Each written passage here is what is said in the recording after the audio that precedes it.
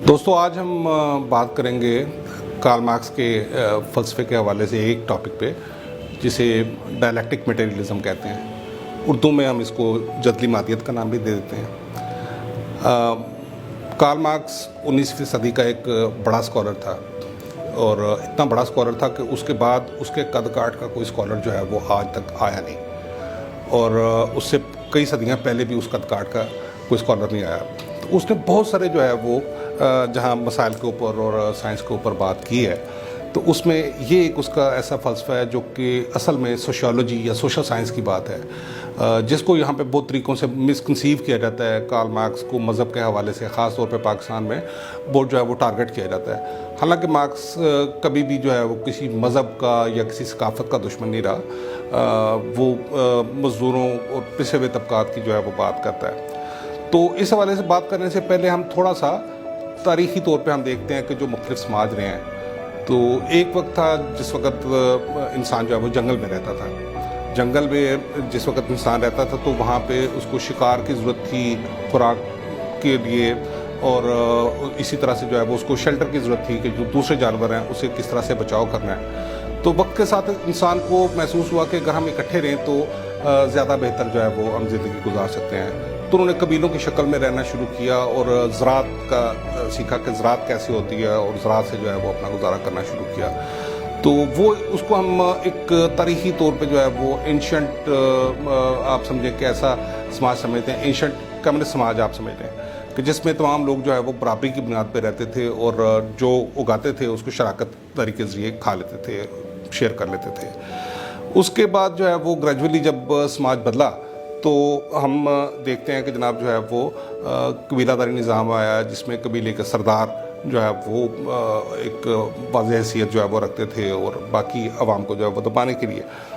उसके बाद ग़ुलामदारी निज़ाम आया, जिसमें एक मास्टर था या ग़ुलामों का मालिक था और एक जो है वो ग़ुलाम था।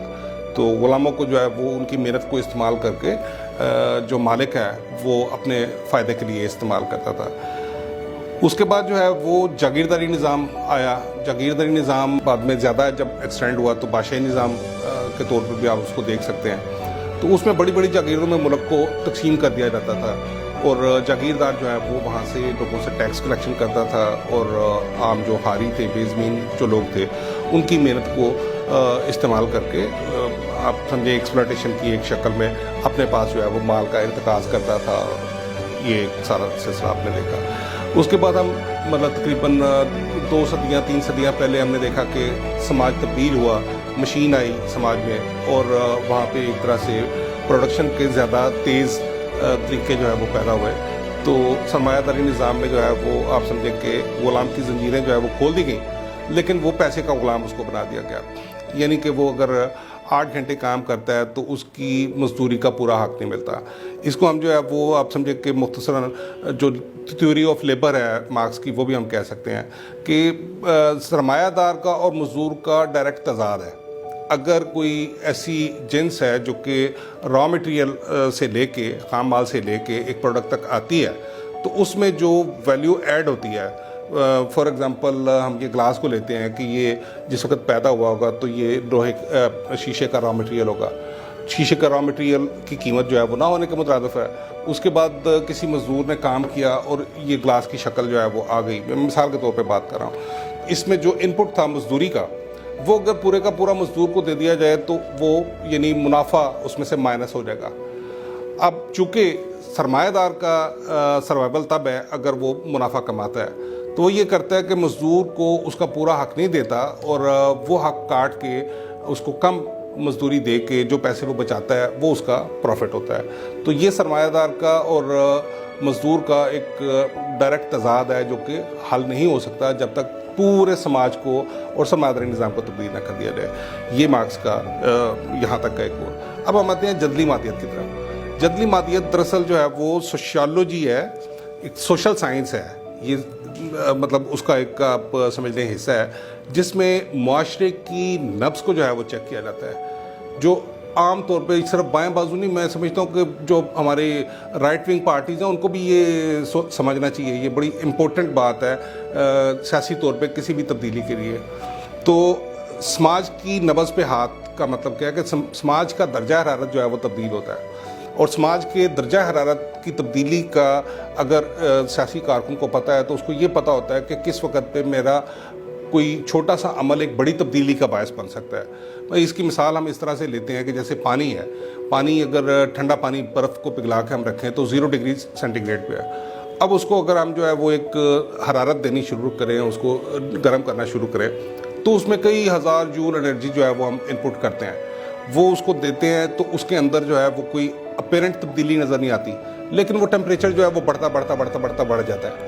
ایک وقت آتا ہے جب وہ 99.99% ہو جاتا ہے۔ ہمیں پتہ ہے کہ پانی کا بوائلنگ پوائنٹ 100 ڈگری ہے، تو جب وہ اس لیول پہ پہنچ جاتا ہے تو وہاں پہ 1 جول انرجی کے ذریعے اس میں ایک ایسی تبدیلی آتی ہے جہاں پہ وہ پانی سے بھاپ کے اندر تبدیل ہو جاتا ہے۔ تو وہ جو پوائنٹ ہے اسی طرح سے سماج کے اندر آتا ہے کہ سماج جس وقت پہ اوپریشن میں ہے، جس وقت اس کی مطلب مزدوروں کا یا پسے ہوئے طبقات کا جو ہے وہ استحصال کیا جا رہا ہے، تو برداشت کی ایک حد ہوتی ہے جس کو لوگ جو ہے وہ برداشت کرتے ہیں۔ لیکن ایک وقت آتا ہے جس وقت وہ بوائلنگ پوائنٹ ہوتا ہے جہاں پہ چھوٹی سی انرجی ایک بڑی تبدیلی جو ہے وہ پیدا کر سکتی ہے۔ تو وہ بڑی تبدیلی جو ہے اس وقت پہ اگر انقلاب کرنے کی ضرورت ہو تو اس کے لیے ضروری ہوگی کہ انقلاب کی تھیوری اور ایک انقلابی پارٹی جو کہ لوگوں کو انقلاب کے لیے راغب کرے اور ان کی قیادت اس کے لیے کرے انقلاب کے لیے۔ آپ دیکھیں کہ پاکستان میں ہر 10-20 سالوں بعد ہم ایسا موقع جو ہے وہ ہم دیکھتے رہے ہیں، مطلب 1968 میں ہم نے ایسا موقع دیکھا، تو اس وقت پہ جو ہے وہ پیپلز پارٹی نے اس موقع کو کیپچر کیا اور وہ تبدیلی جو ہے وہ عوام کے حق میں نہیں گئی، عوام کے خلاف چلی گئی، کیونکہ جب تک سرمایہ دارانہ پارٹیاں جو ہے وہ کرتی رہیں گی، مسائل کو اپنے قابو میں لے کے جاتی رہیں گی، تو وہ کبھی بھی عوام کے قابو میں نہیں آئے گا، کیونکہ انقلابی پارٹی وہاں پہ موجود نہیں ہے۔